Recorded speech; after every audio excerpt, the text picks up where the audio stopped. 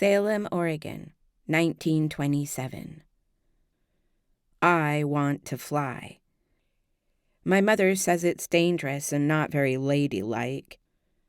My best friend George doesn't care about the ladylike bit, but he also says it's dangerous and likes to point out to me every time the papers report another aviation-related accident or fatality.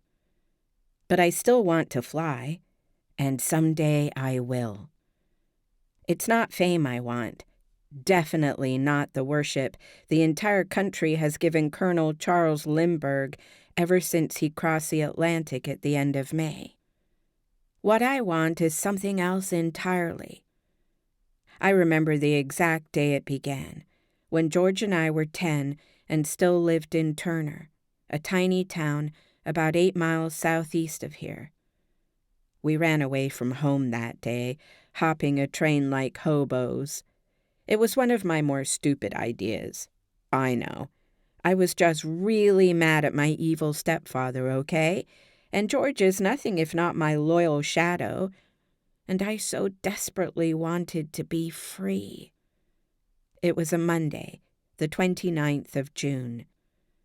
The train we hopped took us right up here to Salem, where we spent the afternoon wandering and used some of the money I'd brought along to see a picture called The Airmail. That's how I remember the date, because I found the ticket stub in my pocket later and pasted it into a scrapbook. The Airmail was magical, and I've never forgotten how it made me feel. It showed me freedom. George, who currently cares only about words and theology and Hebrew syntax, whatever that means, has apparently forgotten that at the time he agreed with me that the picture was swell. I'd thought I wanted to be President of the United States when I grew up, but the Airmail changed my mind. Ever since, I've only wanted to be a pilot. To fly free like a bird. It was my mother who, indirectly, inspired me to write down this story of all that happened this year, although I haven't told her so and don't plan to show this to her or anyone for a very long time, if ever.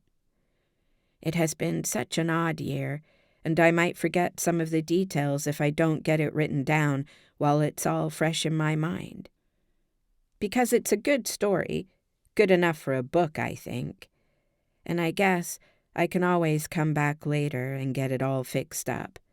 My spelling is terrible. It all began at my house in Turner on the first Saturday in March, this year, 1927.